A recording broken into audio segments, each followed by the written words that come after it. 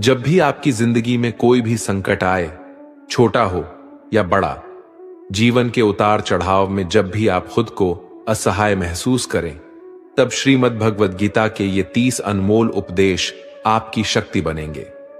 इन दिव्य शिक्षाओं को गहराई से समझना और जीवन में अपनाना आपकी सफलता और शांति के लिए बेहद जरूरी है।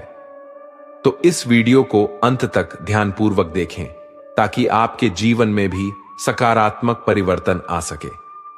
गीता का पहला उपदेश है कि जो इंसान अपने कर्मों को समय पर खत्म नहीं करता, समय की कद्र नहीं करता, उसकी जिंदगी का सारा समय व्यर्थ ही समाप्त हो जाता है, क्योंकि समय ही आपका जीवन है। अगर आप अपने समय को व्यर्थ में नष्ट करते रहेंगे और उसे गवाह देंगे तो आपको जीवन में कुछ भी हासिल नहीं होगा। अगर कुछ जिंदगी में पाना चाहते हैं तो समय की कदर अवश्य करना सीखो। जो भी व्यक्ति गीता के इन 30 उपदेशों को रोज सुनेगा, समझेगा, तो जिंदगी की कितनी भी मुश्किल से मुश्किल घड़ी क्यों ना आ जाए, उसे ऐसे मुश्किल वक्त में भी रास्ता अवश्य मिलेगा। गीता का दूसरा उपदेश है कि मृत्यु से डरना व्यर्थ है। हर व्यक्ति के मन में मृत्यु का भय होता है। इस संसार का जब से निर्माण हुआ है तब से जन्म मृत्यु का चक्र चला आ रहा है। ये प्रकृति का नियम है। इस सत्य को स्वीकार करके भय मुक्त होकर आज में जीना चाहिए।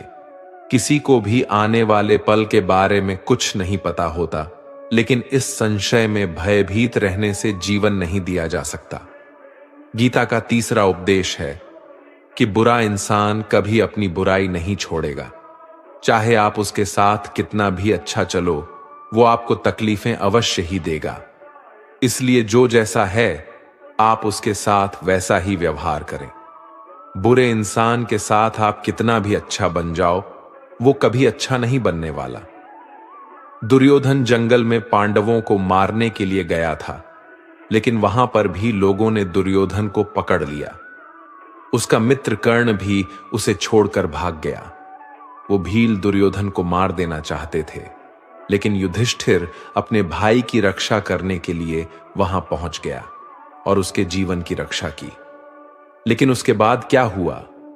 वो हमेशा पांडवों को नुकसान ही करता रहा। इसलिए अगर कोई इंसान बुरा है, उसके साथ आप ज्यादा अच्छा बनने की कोशिश ना करो। जो जैसा है उसके साथ वैसा ही व्यवहार करो। गीता का चौथा उपदेश यह है कि आप जैसा अन्न खाओगे वैसा ही आपका मन और आपकी बुद्धि होगी। अब वैसा ही कर्म करोगे और वैसा ही आचरण करोगे। सात्विक अन्न खाओगे तो आपका मन भी सात्विक होगा। सात्विक व्यवहार भी करोगे, सोच भी आपकी अच्छी होगी। श्री कृष्ण ने भागवत गीता में सात्विक, राजसी और तामसी इन तीनों आहारों का विस्तार से वर्णन किया है कि क्या खाना चाहिए, क्या नहीं खाना चाहिए। पर इसका निचोड़ यही है कि जो मनुष्य सात्विकता से भोजन करता है उसे जीवन में सुख और शांति अवश्य मिलते हैं। गीता का पांचवा उपदेश है कि वो इंसान जिंदगी में सफल माना जाएगा जो अंदर से हमेशा खुश रहता है। बाहर से तो सभी खुश दिखाई देते हैं, लेकिन अंदर से इंसान अशांति से भरा रहता है। बहुत पैसा कमा लिया, कामयाबी हासिल कर ली, लेकिन वो कामयाबी असली नहीं। असली कामयाबी तब मानी जाएगी जब आपका मन खुश रहता हो। गीता का छठा उपदेश है कि जो किसी और का है उस पर कभी अधिकार अपना नहीं जमाना चाहिए, कभी कब्जा नहीं करना चाहिए। जब शकुनी ने षड्यंत्र करके पांडवों को हस्तिनापुर से अलग करवा दिया, एक राज्य दे दिया जहां की भूमि भी बंजर थी, जहां और कुछ नहीं हो सकता था, लेकिन पांडवों ने उस शहर को इतना सुंदर बना दिया, इतना वैभवशाली बना दिया कि हस्तिनापुर भी उसके आगे फीका लगने लगा। और उसके वैभव को और सुख को देखकर दुर्योधन अंदर ही अंदर जलता था, और इसीलिए उसने कई षड्यंत्र करके उनका वो खांडव प्रस्थ भी उनसे छीन लिया। जो चीज उनकी नहीं थी उस पर भी कब्जा किया। तो उसका आखिर में परिणाम यही हुआ कि जो चीज उनके पास थी वो भी उसके पास नहीं रही, उसे गंवाना पड़ गया। इसलिए जो आपका नहीं है कभी उस पर अधिकार नहीं जमाना चाहिए। गीता का 7वां उपदेश है कि चाहे कितना भी बुरा वक्त आ जाए, लेकिन जो इंसान जिंदगी में कभी हिम्मत नहीं हारता वो सब कुछ हासिल कर सकता है। जब पांडव लोग जुए में सब कुछ हार गए, उनको 12 साल के लिए वनवास मिला और 1 साल के लिए अज्ञातवास। वो भिक्षा मांग के अपनी जिंदगी को पालते थे, भयानक जानवरों के बीच जंगलों में भटकते रहते थे, लेकिन इतना मुश्किल वक्त झेलने के बाद भी आखिर में विजय उन्हीं की हुई, क्योंकि उन्होंने अपने अंदर कभी हिम्मत नहीं खोई। ऐसे ही आपकी जिंदगी में कितना ही मुश्किल वक्त क्यों ना आ जाए, लेकिन आपके अंदर अगर हिम्मत है तो जीत आपकी अवश्य होगी। गीता का 8वां उपदेश है कि जीवन में वैसे तो लड़ाई झगड़े से बचना चाहिए, लेकिन जब बात आपके चरित्र, सम्मान और अधिकार की हो तो लड़ना भी चाहिए।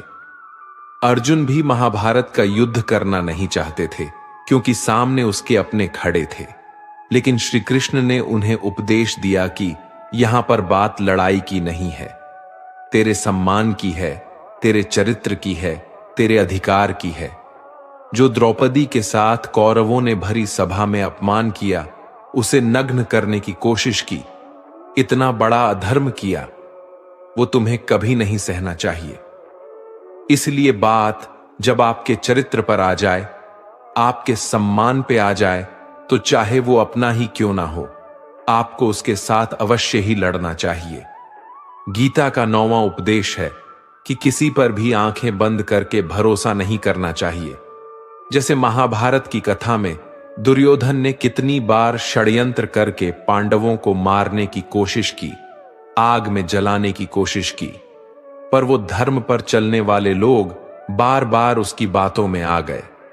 ये बात और है कि ईश्वर उनकी रक्षा कर रहे थे, पर जिसे वो अपना भाई समझ रहे थे, जिससे वो अपना सगा समझ रहे थे, जिस पे वो भरोसा कर रहे थे, वही उनकी मृत्यु करवाना चाहता था।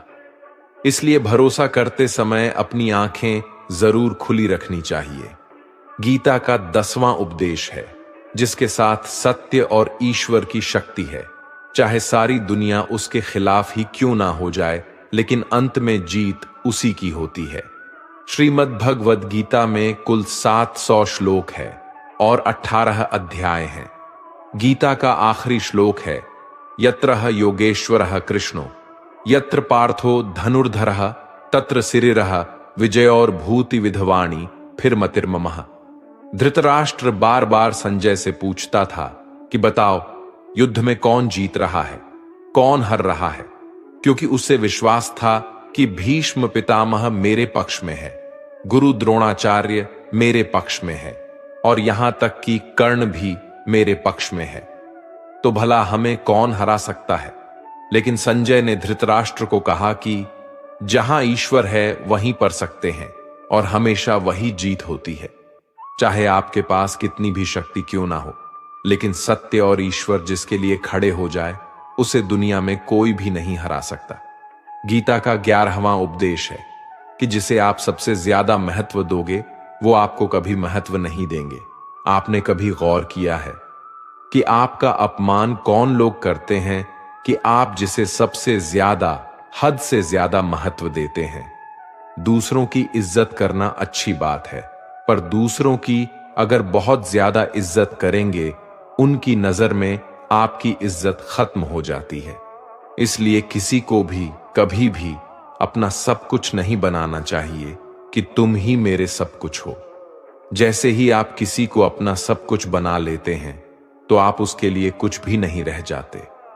इसलिए लोगों को इज्जत उतना ही देना चाहिए जितना वो हजम कर सके। हद से ज्यादा इज्जत देना आपकी ही बेइज्जती करवा सकता है। गीता का 12वां उपदेश है कि कभी भी किसी भी चीज की अति नहीं करनी चाहिए। कोई भी चीज हद से ज्यादा नहीं करना चाहिए। किसी से प्रेम भी हद से ज्यादा मत करना। किसी से नफरत भी हद से ज्यादा नहीं करना। हद से ज्यादा मीठा भी खराब हो जाता है। हद से ज्यादा कड़वा भी खराब हो जाता है। हद से ज्यादा आराम भी आपको बीमार कर सकता है। हद से ज्यादा खाना भी आपको बीमार कर देगा। हद से ज्यादा भूखा रहना भी आपको नुकसान ही पहुंचाएगा और हद से ज्यादा जागना भी आपको बहुत ज्यादा नुकसान पहुंचाएगा। इसलिए जीवन को संतुलन के साथ जीना चाहिए। जैसे ही आप संतुलन को खो देते हैं, वैसे ही आपके जीवन में कोई ना कोई छोटी या बड़ी दुर्घटना हो जाती है।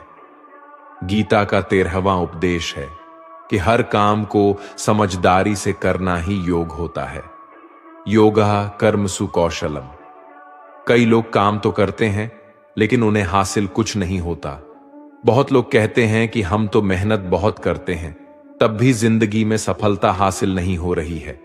लेकिन सच्चाई यह है कि बहुत कुछ करने से, बहुत मेहनत करने से आपको सफलता नहीं मिलेगी, लेकिन सही तरीके से, सही समझ के साथ काम करने से आपको जिंदगी में सफलता अवश्य मिलेगी। गीता का 14वां उपदेश है कि जो भी होता है अच्छे के लिए होता है, और जो हो रहा है वो भी अच्छे के लिए ही हो रहा है, और जो आने वाले भविष्य में होगा वो भी अच्छे के लिए ही होगा। वैसे ये बहुत गहरी बात है। कुछ चीजें जिंदगी में ऐसी होती है जो हमें लगता है कि मेरे साथ ही ऐसा क्यों हुआ, मेरे साथ ही होना था ये सब। लेकिन जब वो वक्त गुजर जाता है, एक दिन हमको समझ आ जाता है कि अगर हमारे साथ ये सब नहीं होता तो आज हम इस मुकाम पर नहीं होते।